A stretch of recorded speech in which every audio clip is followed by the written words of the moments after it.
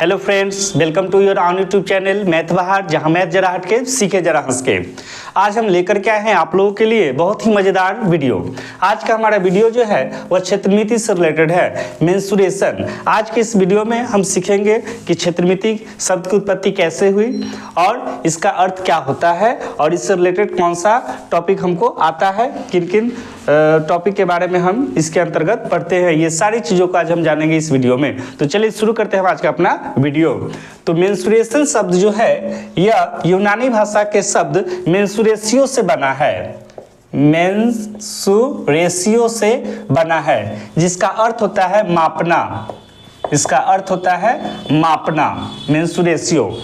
यानी मेंसुरेशन के तहत हम विभिन्न ज्यामितीय आकृतियों का क्षेत्रफल, परिमाप, आयतन इत्यादि ज्ञात करते हैं। मेंसुरेशन के तहत हम द्विविमीय और त्रिविमीय आकृतियों का अध्ययन करते हैं।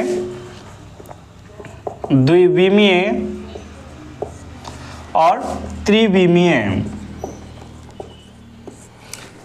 द्विविमीय जिसमें दो विमा होती है, लंबाई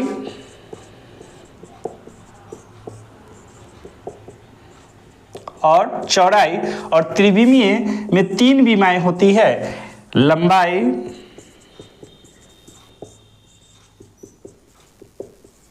चौड़ाई और ऊंचाई।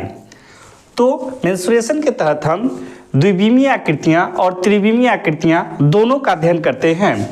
द्विविमीय आकृतियां जिनमें लंबाई और चौड़ाई होती है, इसके अंतर्गत कौन कौन सी आकृति आती है हमारी?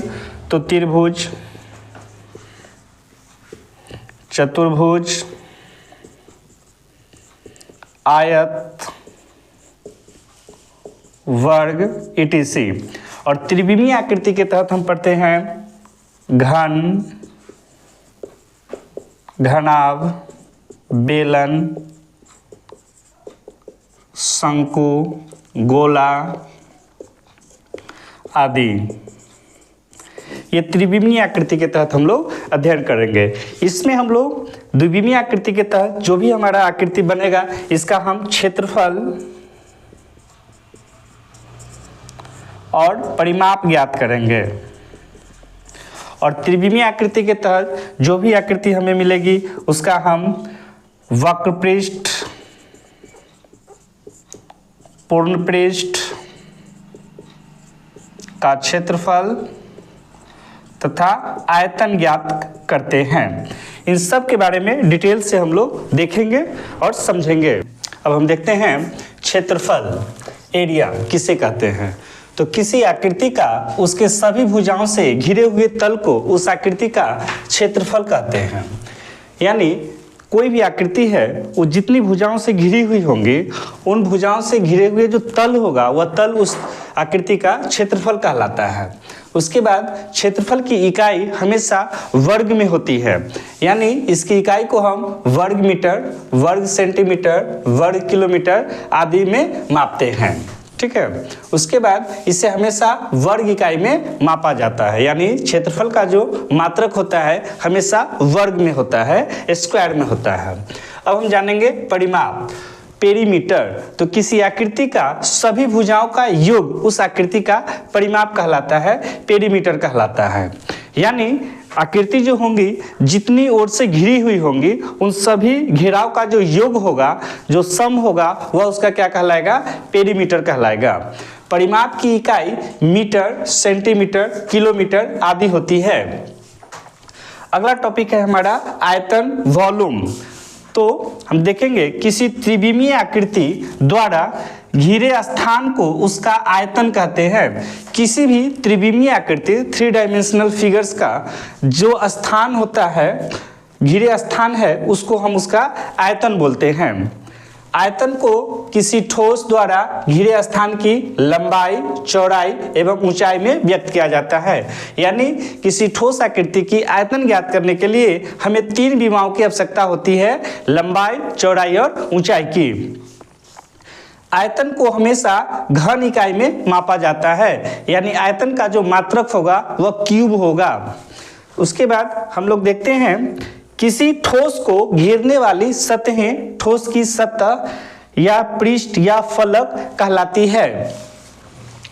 ठोस जिन तलों समतल हो या वक्र हो से घिरे होते हैं उनके कुल क्षेत्रफल को ठोस का पृष्ठ क्षेत्रफल सरफेस एरिया कहते हैं। अब इन सबों के लिए हम सूत्र का प्रयोग करेंगे और देखेंगे कैसे सूत्र की सहायता से हम किसी आकृति का क्षेत्रफल, परिमाप, आयतन और वक्र पृष्ठ या संपूर्ण पृष्ठ का क्षेत्रफल ज्ञात करेंगे। हम देखते हैं त्रिभुज का क्षेत्रफल और परिमाप, area and perimeter of triangles. तो चलिए हम बारी बारी से देखते हैं त्रिभुज का क्षेत्रफल और परिमाप कैसे निकाला जाता है। तो हम लेते हैं एक त्रिभुज, ये हमारा एक त्रिभुज है जिसका बेस यानी कि आधार B है और इस त्रिभुज का ऊंचाई H है। तो इस त्रिभुज का हमें क्षेत्रफल निकालना होगा। तो इस त्रिभुज का क्षेत्रफल हो जाएगा, त्रिभुज का क्षेत्रफल बराबर 1/2 इंटू आधार इंटू ऊंचाई।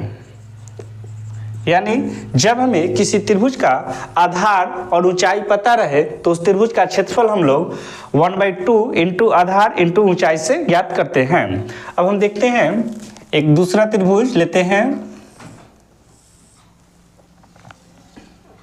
यह हम एक समबाहु त्रिभुज की चर्चा करते हैं। समबाहु त्रिभुज में हम लोग जानते हैं कि इस प्रकार के त्रिभुज की तीनों भुजाएं समान होती है। तो हम लेते हैं कि इसकी ये भुजा भी A है, ये भी A है और ये भी A है। जब त्रिभुज हमारा समबाहु हो तो त्रिभुज का क्षेत्रफल हो जाएगा समबाहु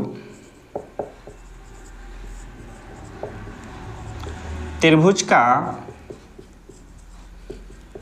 क्षेत्रफल बराबर √3/4 इंटू भुजा स्क्वायर। तो भुजा क्या है हमारा A है, तो A स्क्वायर √3/4 इंटू भुजा स्क्वायर यानी A स्क्वायर। और इसका परिमाप हो जाएगा हमारा समबाहु त्रिभुज का परिमाप। तो हम लोगों ने अभी पढ़ा कि परिमाप जो होता है सभी भुजाओं का योग होता है। तो ये समबाहु त्रिभुज है जो तीन भुजाओं से घिरा हुआ है और तीनों भुजाओं की माप क्या है, समान है, A है। यानी इसका परिमाप हो जाएगा 3 गुने भुजा यानी 3A। तो समबाहु त्रिभुज का क्षेत्रफल हो गया √3/4 इंटू भुजा स्क्वायर और परिमाप हो गया 3 गुने भुजा। अब हम लेते हैं दूसरा त्रिभुज जो समद्विबाहु त्रिभुज होगा हमारा। देखते हैं हम समद्विबाहु त्रिभुज में, ये त्रिभुज है जो हमारा समद्विबाहु है जिसकी दो बराबर भुजाएं A और A है और इसकी तीसरी भुजा B है। तो हम इस त्रिभुज का क्षेत्रफल कैसे ज्ञात करेंगे, इसके लिए हम सूत्र लिखते हैं। तो देखते हैं समद्विबाहु त्रिभुज, समद्विबाहु त्रिभुज का क्षेत्रफल बराबर 1/4 इंटू तीसरी भुजा। तो तीसरी भुजा क्या है हमारा, B है, into B into √4A square minus B square. तो यहाँ हम एक बार फिर से आपको बता दें, A हमारा क्या है, समान भुजाएं। तो समान भुजा A है और जो तीसरी भुजा जो दोनों भुजाओं से अलग है वह B है। तो इसके लिए हमारा सूत्र बनेगा 1/4 into B into √4A square minus B square. यह हमारा समद्विबाहु त्रिभुज का क्षेत्रफल निकालने के लिए सूत्र हो गया। अब हम देखेंगे अगला। अब हम लेते हैं विषमबाहु त्रिभुज, स्केलिन ट्रायंगल, जिनकी तीनों भुजाएं अलग अलग होगी। तो देखते हैं हम एक त्रिभुज, यहाँ पे ये त्रिभुज है जिनकी तीनों भुजाएं अलग अलग है। इसकी माप A है, इसकी माप B है और इसकी माप C है। तो इस त्रिभुज का क्षेत्रफल निकालने के लिए हमें हीरोन सूत्र का प्रयोग करना है। हीरोन सूत्र का हम लोग प्रयोग करेंगे। तो हीरोन सूत्र के तहत हम लोग निकालेंगे त्रिभुज का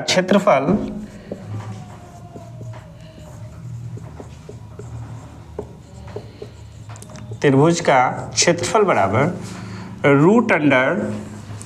√S into whole S minus A into whole S minus B into whole S minus C, जहाँ S बराबर A plus B plus C/2। S बराबर हमारा हो जाएगा तीनों भुजाओं का योग बटा 2। तो ये हमारा त्रिभुज का क्षेत्रफल ज्ञात करने के लिए हीरोन सूत्र है। इस सूत्र का नाम है हीरोन का सूत्र, हीरोन फॉर्मूलाज। तो जब त्रिभुज की तीनों भुजाएं अलग अलग हो यानी समान न हो तो हम लोग हीरोन सूत्र का प्रयोग करते हैं। इसके तहत हम लोग कुछ अब एग्जाम्पल देखेंगे। आइए अब हम सूत्र के प्रयोग से कुछ त्रिभुजों का क्षेत्रफल ज्ञात करते हैं। तो एक क्वेश्चन लेते हैं हम। एक त्रिभुज का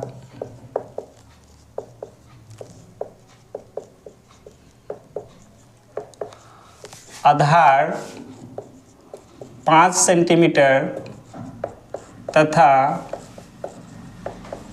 ऊंचाई 12 सेंटीमीटर है। इस त्रिभुज का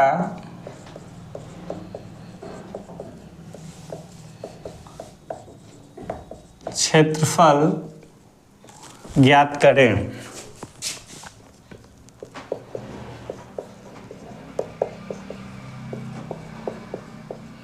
सोल्व करते हैं हम इसको। तो देखिए हमको क्या दिए हुए हैं, त्रिभुज का आधार 5 सेंटीमीटर, आधार बराबर 5 सेंटीमीटर तथा ऊंचाई बराबर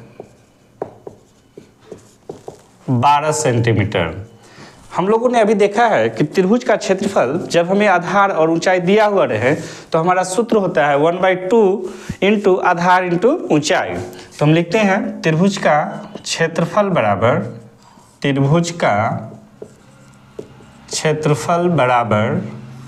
1/2 इंटू आधार इंटू ऊंचाई बराबर 1/2 इंटू आधार हमारा कितना है 5 सेंटीमीटर इंटू 5 इंटू ऊंचाई कितना है तो 12। अब इसको काटेंगे 2 से, ये 6 बार में कटेगा, 5 × 6 30 यानी 30 सेंटीमीटर स्क्वायर हमारा इस त्रिभुज का क्षेत्रफल हो गया। अब हम देखेंगे अगला क्वेश्चन। चलिए हमारा अगला क्वेश्चन है, एक समबाहु त्रिभुज की भुजा 8 सेंटीमीटर है, इसका क्षेत्रफल ज्ञात करें। तो हम लोग पढ़े हैं, यहाँ दिए हुए हमारा समबाहु त्रिभुज की भुजा, समबाहु त्रिभुज की भुजा ए बराबर कितना दिए हुए हैं 8 सेंटीमीटर। हम लोगों ने पढ़ा है समबाहु त्रिभुज का क्षेत्रफल √3/4 इंटू भुजा स्क्वायर। तो इस सूत्र के प्रयोग से हम इसको हल करेंगे। तो लिखते हैं समबाहु त्रिभुज का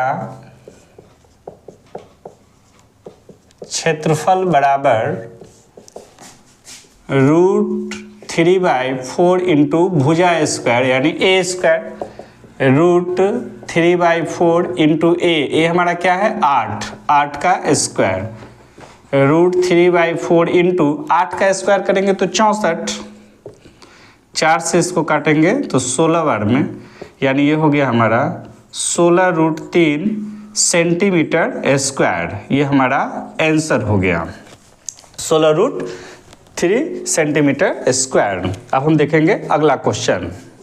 चलिए हमारा अगला क्वेश्चन है, एक समद्विबाहु त्रिभुज की बराबर भुजाएं 6 सेंटीमीटर तथा तीसरी भुजा 8 सेंटीमीटर है, इसका क्षेत्रफल ज्ञात करें। तो हम इसको सोल्व करते हैं। समद्विबाहु त्रिभुज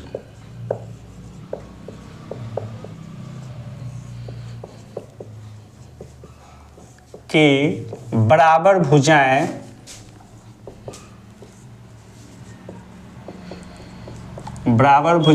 ए बराबर 6 सेंटीमीटर तथा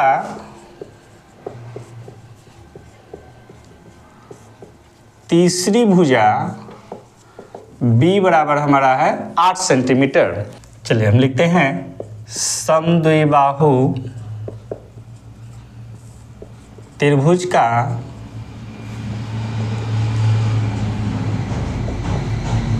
क्षेत्रफल बराबर 1/4 into B into √4a² minus b²। तो 1/4 इंटू बी क्या होता है तीसरी भुजा जो असमान है, तो कितना है हमारा 8 इंटू √4a²। तो a कितना है 6, तो 6 का स्क्वायर माइनस b यानी 8 का स्क्वायर। अब इसको हल करेंगे, 4 से 8 को काटेंगे 2 बार में, 2 इंटू रूट अंडर 4 इंटू 6 का स्क्वायर हो जाएगा हमारा 36, 8 का स्क्वायर हो जाएगा 64। 2 इंटू रूट अंडर 4 इंटू 36 करेंगे तो ये हो जाएगा हमारा 144 माइनस 64। 2 इंटू रूट अंडर 144 में से 64 घटाएंगे तो हमारा हो जाएगा 80। अब इसको हम लिखेंगे 2 इंटू रूट अंडर 80 को हम लोग लिख सकते हैं 16 इंटू 5। अब 16 का रूट हो जाएगा हमारा 4 रूट 5। अब गुना कर देंगे 2 चौके 8 रूट 5, यही हमारा सेंटीमीटर स्क्वायर आंसर हो गया। तो इस समद्विबाहु त्रिभुज जिसकी समान भुजाएं 6 सेंटीमीटर तथा तीसरी भुजा 8 सेंटीमीटर है का क्षेत्रफल क्या हो जाएगा 8 रूट 5 सेंटीमीटर स्क्वायर। अब हम देखेंगे अगला क्वेश्चन।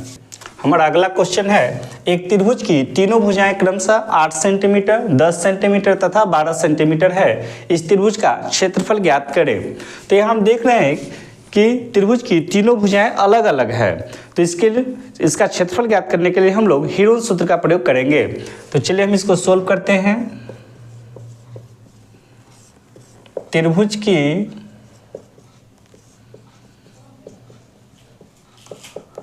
तीनों भुजाएं क्रमशः A बराबर 8 सेंटीमीटर, B बराबर 10 सेंटीमीटर, C बराबर 12 सेंटीमीटर। हीरोन सूत्र का प्रयोग करने के लिए हमको सबसे पहले S निकालना होगा। तो S बराबर हम लोग जानते हैं A plus B plus C by 2। A है 8, B है 10, C है 12 बटा 2। इसको जोड़ेंगे तो 8 और 10 18 12 30 बटा 2 कटेगा ये 15 बार में, यानी S हमारा कितना आ गया 15। अब लिखेंगे त्रिभुज का क्षेत्रफल बराबर त्रिभुज का क्षेत्रफल बराबर root under S into whole S minus A into whole S minus B into whole S minus C। अब सभी का वैल्यू यहाँ हम पुट कर देंगे। तो चलिए S हमारा क्या है 15 इंटू 15 माइनस A कितना है हमारा 8 इंटू 15 माइनस B कितना है हमारा 10 इंटू 15 माइनस C कितना है हमारा 12। चलिए अब हम लिखेंगे इसको रूट अंडर 15 गुने 15 में से 8 घटाएंगे तो 7 गुने 15 में से 10 घटाएंगे तो 5, 15 में से 12 घटाएंगे तो 3 बराबर रूट 15 को हम लोग लिख सकते हैं 3 गुने 5 गुने ये 7 है हमारा लिखा जाएगा गुने 5 गुने 3।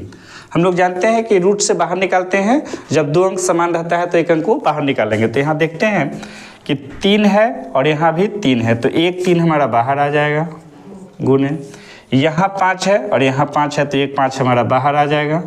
ये 7 हमारा सिंगल है तो ये रूट के अंदर ही रह जाएगा रूट 7। 3 गुने 5 15 रूट 7 सेंटीमीटर स्क्वायर, ये हमारा आंसर हो गया। तो इस तरह से हमने बारी बारी से सभी सूत्रों पर एक एक त्रिभुज का क्षेत्रफल निकालना सीखा।